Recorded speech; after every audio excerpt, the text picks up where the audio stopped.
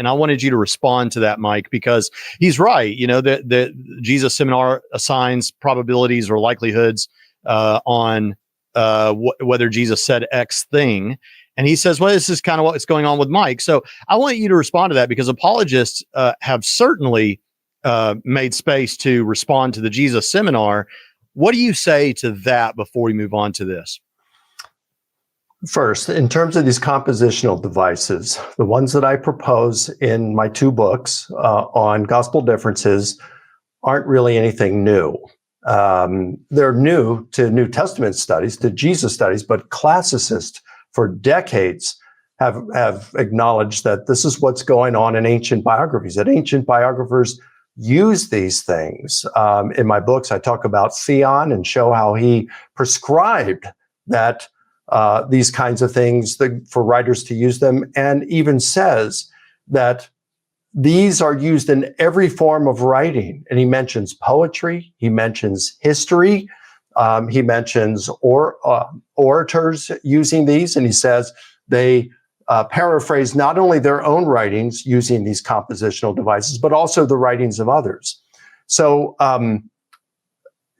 whereas, the average Christian reading this may not be familiar with some of these, classicists are well familiar with them. What I did was I applied them to say, hey, if we look at these differences in the Gospels through the lens of these ancient compositional devices, does that make sense? Do some of these things come into focus on why the differences exist? And yeah, it really does. Now, he's getting on me for this thing for the paraphrase and John, and says nobody would do anything like that. And I've really gone off the deep end. But I didn't come up with this idea. Dan Wallace did. And I think he's right with it. So he needs to take this up with Dan Wallace as well. And now I'd say I want to deal with this thing with Jesus' final words on the cross and get to this Jesus Seminar Light thing. But before we do, we've got to go back and talk a little about John's gospel.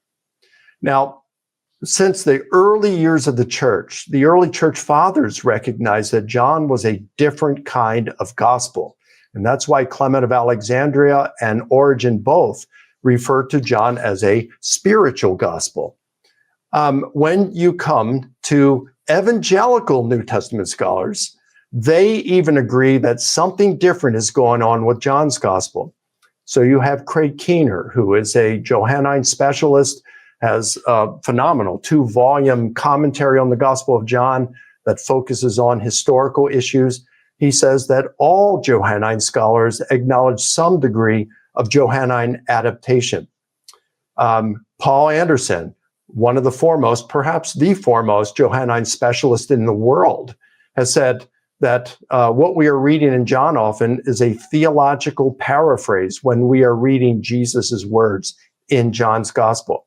You have Darrell Bach, who says that John very often takes things that Jesus says and does implicitly in the Synoptic Gospels, or as it's reported implicitly in the Synoptics, and he recasts them as explicit sayings and deeds in John's Gospel. You have D.A. Carson. Nobody is going to accuse him of Jesus Seminar Light or of going towards wokeness or progressive Christianity. He wrote the book on exegetical fallacies. Yeah. And he talks about how what John does is he takes Jesus's words and he rewrites them as in his own idiom. And he says, John has rewritten the whole. I mean, that's huge right there. Then you have F.F. Bruce. Nobody's questioning whether he's a wolf among the sheep or hadn't gone woke or is a progressive or moving in that direction. And yet in the introduction to his commentary on John's gospel, F.F. Bruce said that John has taken the Jesus tradition and has recast it as an expanded paraphrase, a translation of the freest kind, a transposition into another key, and so much more. Let me give you one other evangelical Johannine scholar who has commented on the differences with John and what John has done. He cites that the I am statements, okay, in John, which are a matter of debate. And for reason, the biggest one being before Abraham was, I am. Did Jesus actually say that? And with these I am statements, I say in my second book, Jesus Contradicted, on the bottom of page 44, I said, we can't at all rule out that Jesus made these statements. So I'm not saying he didn't make them. I'm saying you can't rule out at all that he made these. But with most Johannine scholars, I'm thinking, I'm doubting whether he made those. And here's why. We don't find those kinds of statements typically in the Synoptic Gospel. You find something like that once in a while, but there's a bunch of them in John's Gospel. You don't really see this kind of stuff in the Synoptic Gospels. In the Synoptic Gospels, Matthew, Mark, and Luke, Jesus is pretty cryptic about his identity throughout. He tells demons, be quiet. Don't tell them I'm the Son of God. He tells his disciples, don't tell people about me right now, who I am, or, hey, don't mention the transfiguration until after I've risen from the dead. And you get to John, but then you get to John 8, and what does Jesus say? Before Abraham was, I am. A very clear claim to being deity.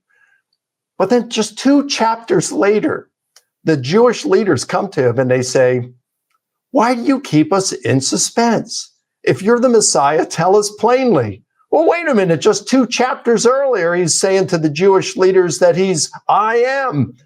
And now they're asking him, why are you keeping us in suspense? Are you the Messiah? And how does Jesus answer? He says, I have told you. The works that I do, these testify to me. And you find these same works in the Synoptic Gospels. They are the works that point to him as the Messiah. They are the works that point to him as being deity. And so John has taken these, Blomberg says that John communicates the same thing that are said in the synoptics, like, I am the good shepherd. He said there are 2 passages, at least in the Synoptic Gospels, that talk about Jesus being a shepherd. Could John have reworded things in such a way to say, I am the good shepherd, but he didn't actually utter those words? Blomberg says, don't know. But if Jesus did this, it would have been totally allowable for him to do it. Now, what about the Jesus seminar thing? By the way, one other thing Blomberg does. And again, Blomberg, evangelical, a Gospels scholar and a Johannine scholar. He wrote the book, The Historical Reliability of John's Gospel. And he appeals to the proposal by Rainer Riesner, who says that John has taken sayings of Jesus that we see in the synoptics, not that John's taken them from the synoptics, but it could be this is the way Jesus actually said things, and it's how the synoptics report it. And then he recasts them as the I am statements. And so Blomberg is totally open to that. Blomberg talks about the rating system of the Jesus Seminar. And what they did was the Jesus Seminar, notorious for being leftist theologians, a small group too.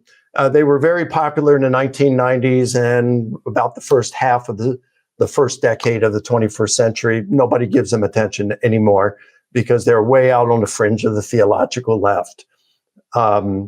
But they had this rating system that they would consider each saying of Jesus, and if they thought Jesus actually said it, he really said these words, then they would drop a red bead into the bucket. And then, if the majority said red bead, they'd say, yeah, Jesus actually said this.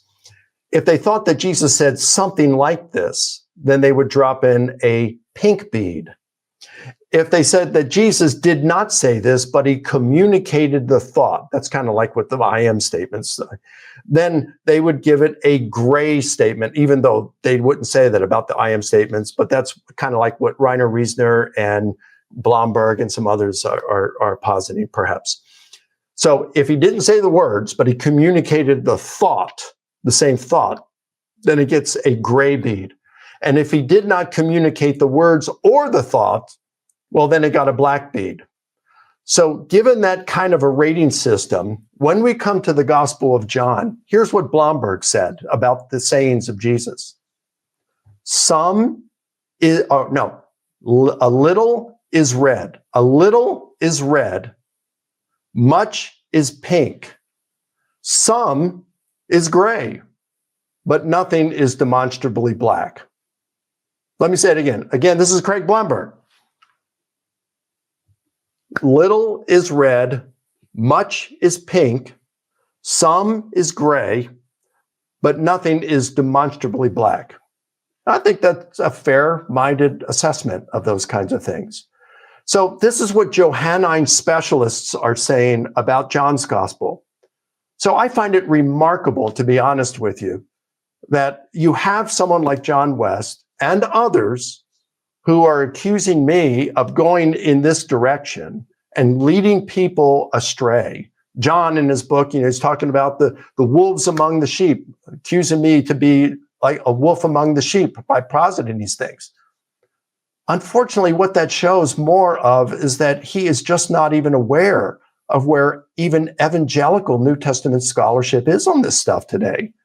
Because if he was, this is like standard thinking amongst evangelical New Testament scholars today. Not only evangelicals, but the broad swath of New Testament scholars.